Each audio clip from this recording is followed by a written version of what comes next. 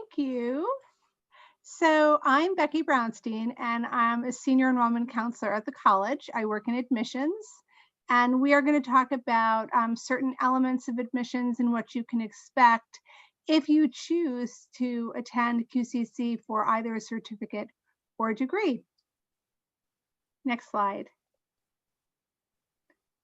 So as most of you, I'm sure, know already, we are a two-year college. We prepare you for a career and the opportunity to transfer to a four-year college. So you do have some options with regards to whether or not you'd want to pursue four-year or complete say a one-year certificate or a two-year degree right at QCC.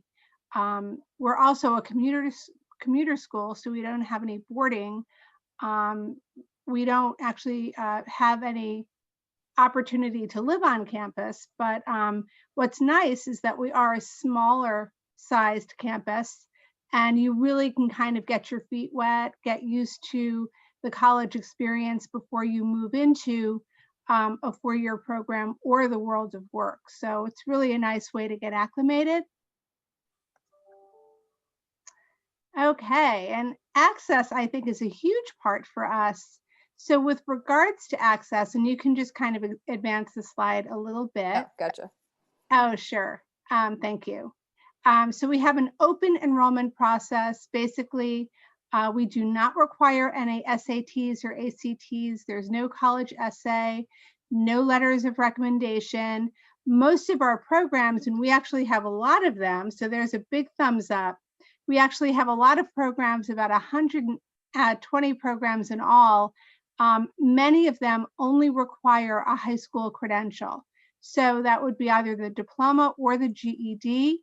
We do have some programs, some of our health programs do have some additional requirements. But again, this is a great way to make your mark and get involved with the program without worrying about a lot of those additional requirements. Next slide. So here's a sampling of our academics, right? So we kind of have 8 program areas, and this will give you an idea of what you can expect at the college with regards to different program areas like general studies or liberal arts. You can pursue a liberal arts psychology degree. That's a 2-year degree designed to pursue something at the 4-year level. We also have environmental science, biotech, media communications, English, all of those areas. You could kind of get started and get prepared with the 2-year degree before moving on to 4-year. We also have an area called public and social services. So that's not exactly self-explanatory, but what it does include is it includes criminal justice and programs like early childhood education. We also have an area, healthcare area, which is very popular. Many people are interested in those programs. And what we've done recently to help people kind of navigate through those programs is we actually have something that's called pre-health. And pre-health programs allow you to kind of get started to complete requirements before moving into the actual healthcare programs, like nursing or radiologic technology. Dental hygiene is a popular program. So you can take all of your prerequisites, right, as a pre-health student, still receive financial aid, and have that opportunity to get started before you move into those more sought after, high demand health programs. Manufacturing also is a big program that we have under engineering and engineering technology. Within that area as well, we also have engineering transfer. And we do have students who decide to start with us and then move over to WPI. And that has been a popular program with the college for many, many years. We also have business administration, career, and transfer. Those are also very popular at the college. We have a food service management, which is out of hospitality management. And that is a great program that I don't think as many people know about as really should know about, because there is a culinary element to that. And anyone who loves to cook, who wants to get involved with that kind of career, can really do a lot at QCC. We actually have a place where you can do a lot of practical work, and that's at the Senior Center right near Vernon Street in Worcester. And many people get their start and actually do a lot of catering and different events for us at the college, and they really get some great practical experience that way. So it's one of my favorite programs. I love that one. We also have computer and information technology. That's another area which would include things like computer science transfer, interactive media and game design, education. We have not only standalone early childhood education programs, but we actually have programs that would prepare you to move into a 4-year program, whether it be early childhood education or general education. So there's an elementary education transfer track. That is something that you could pursue. And then yet we do have more practical programs in the area of installation, maintenance, and repair technologies. So those would be areas like HVAC and automotive technology. Next slide. Okay, so this is another really big check mark for QCC, is affordability. We are one of the most affordable schools in the area. If you take a look at, what that could look like with regards to attending at the college, if you were to attend part-time, the total cost would be approximately $3,500 a year. Okay, and then if you did attend as a full-time student, it would be about $7,000 a year.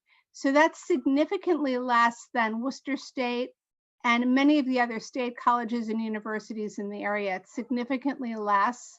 And what you can do from that point, because you've saved so much, is you could then, of course, get involved with a state college or university after completing QCC and really be ahead of the game.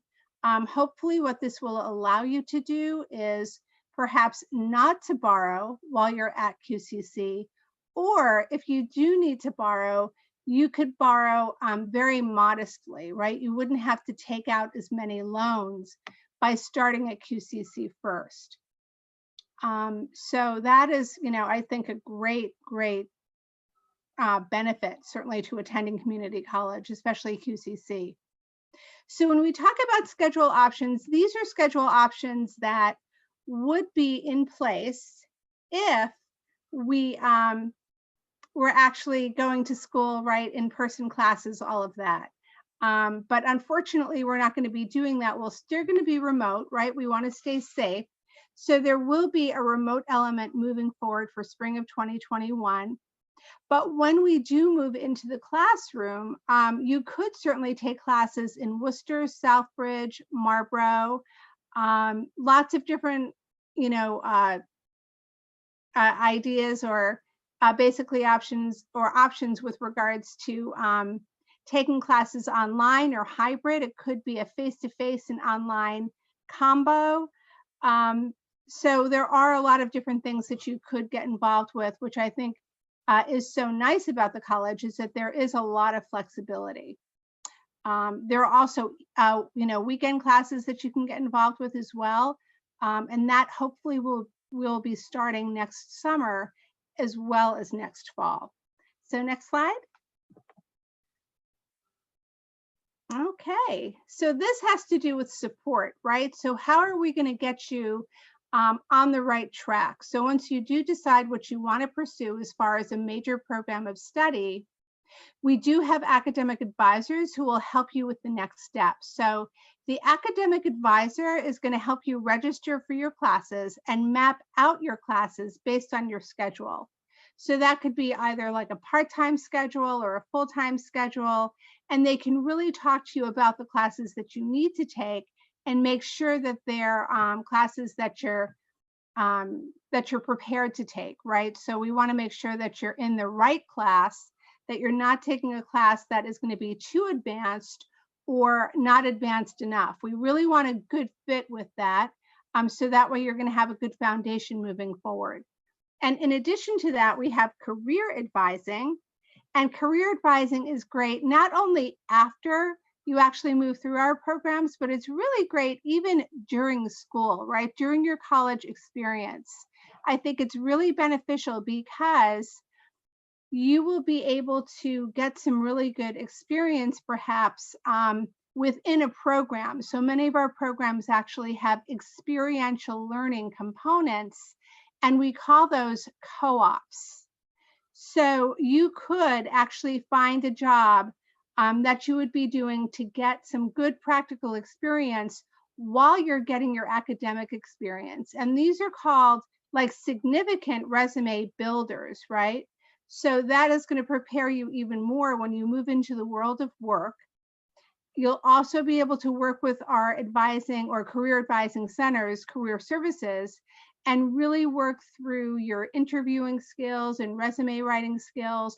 All of those things are going to make you very, very marketable when you finish your 2-year experience to either move into a job type situation or a 4-year program. So all of those, skills are going to be really valuable.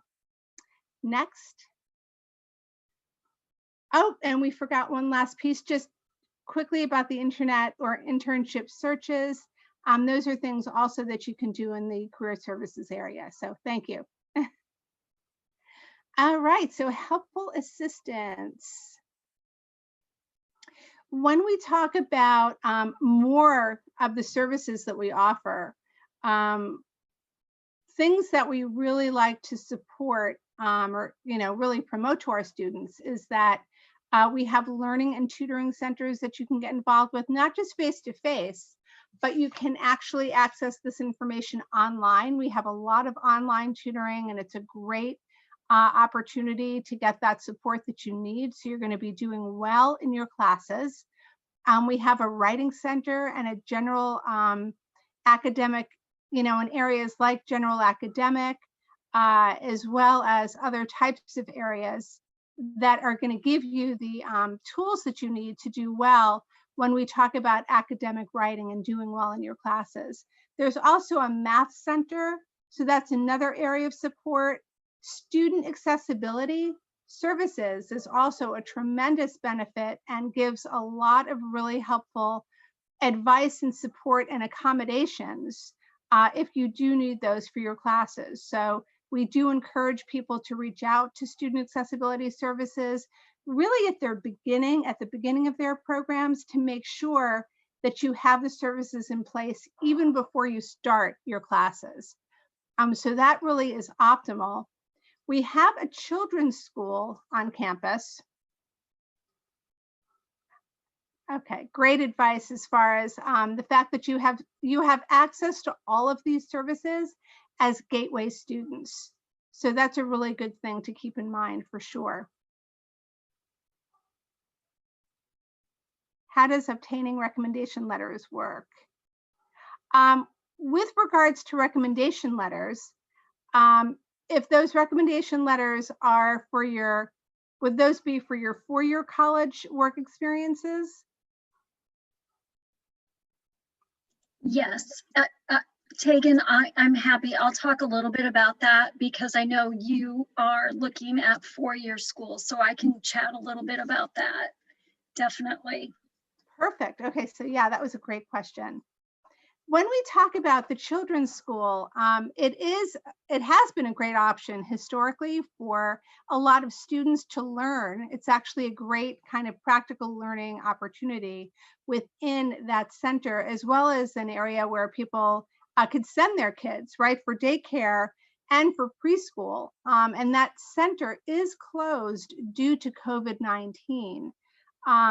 We do hope that will be opening, and there is a lot of good information out there saying that it will certainly open in the future, but for right now, it is closed just to keep everyone safe.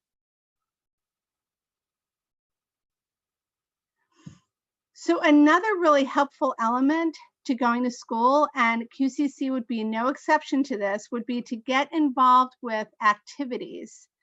We do have a student life presence at QCC, which is very active. There are lots of trips that you can take. We have a huge New York City trip, which is really, really popular. We've done that for years and years and years, as well as trips to big fairs and to Hampton Beach and things like that. And it really helps with just making connections, right? Meeting people on campus and really feeling more connected. So we really, really encourage people to get involved and certainly to do a lot more with regards to activities and sports. We have some great sports teams, both in Division III and Division II. But of course, because of COVID, we're not doing a lot of these things face-to-face, unfortunately. I believe that Student Life is really pushing a gaming option. There is a gaming kind of team that you can get involved with.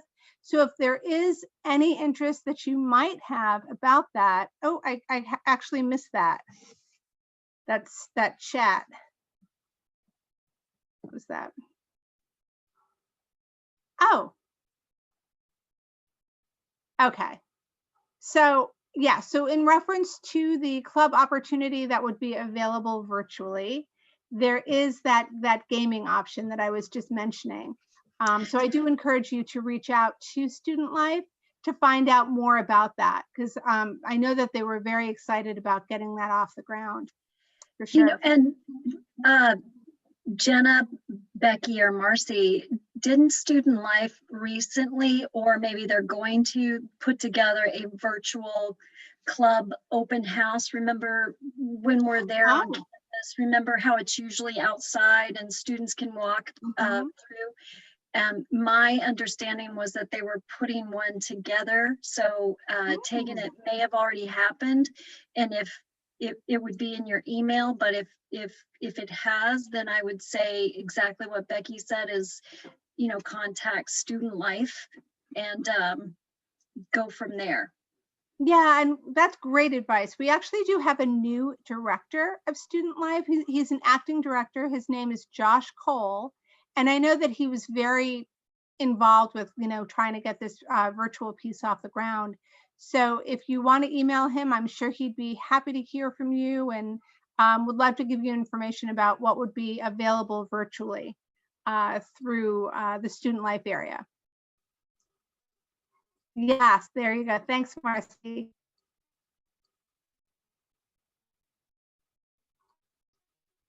All right, so next slide. So now we're going to talk a little bit about financial aid. I'm going to give you a little piece of it. Main things that I really want to bring home is just the importance of applying for financial aid early. I cannot stress that enough. People who apply for financial aid early receive more financial aid, okay? If they qualify, of course, right? And the way that works is that the college actually does have grants and scholarships available. Those scholarships are need-based, but they only have a certain amount of scholarship money available. So if you could get your applications in sooner, you could be eligible for that scholarship money, you know, sooner rather than later, right? So you'd still be eligible for that federal help, even if you were a late applicant. But if you applied very early, you could really benefit, right, from that institutional aid that we only have a finite amount of funds available. So I really, really encourage on a lot of levels, if you have not completed your financial aid form yet and you plan to attend this spring, certainly not too late. You want to fill out a FAFSA. It would be the 2021 FAFSA, and you would use your 2019 tax information. Okay, and alternatively, or in addition to that, you can already fill out your FAFSA for the fall. And that particular FAFSA is the 21-22 FAFSA, which is the free application for federal student aid. You would use your 2020 tax information to fill that out. And again, great advantages of doing these things early is that you could be eligible for additional funding. Okay. For more information about financial aid, you can go to the, you can actually email the financial aid office, and it's a really easy email to remember. It's financialaid@qcc.mass.edu. You can actually see this information on the queue. We have a very large financial aid office presence on the queue to get more information. And then in order, you know, if you want to fill out the FAFSA directly, you can simply go to fafsa.gov, which is a government site, and that will bring you to the actual application. And you can go ahead and fill out the FAFSA right on site. And then we will, the college that is, we will then have access to that information and we'll be able to upload it and process it. So you first have to go to the government site, and then we handle the processing from there, okay? So types of financial aid assistance, we have free money. The money that I was talking about earlier, those discretionary scholarships, those funds, that is money that does not need to be repaid. That is, you know, scholarship funds. We also have tuition waivers. Those also are just waivers of tuition, so there's no, you know, repayment of that at all. Loans are also considered to be financial aid. Even though it's a loan and you have to repay it, it could really benefit you if you borrow conservatively. We always recommend that, but that will also help to reduce the amount that you're going to have to pay. So all of these certainly are great options. And then work study is also a viable option with regards to positions, right, that you could do whether on campus or off. There may be some opportunities off campus due to COVID. So I do encourage you to reach out to the financial aid office for more details. Okay, so this screen, you know, there's a lot of dates flying around here, but I just thought that it would be helpful to just kind of set the tone for what to do moving forward. So if you are interested in applying to QCC, right, so matriculating into a program of study, you could go right to qcc.edu, which is an online app, right? You just go to that particular URL/apply, and you can fill out the online application. Again, for most programs, we only require the high school diploma or a high set. So if you do still need to submit that, you can just basically, you know, email that document to admissions and we can get that processed for you. To register for spring 2021 classes, registration actually begins in mid-November. So it's really soon that registration is going to start. So we do encourage that you register as early as possible. You can always change your schedule later.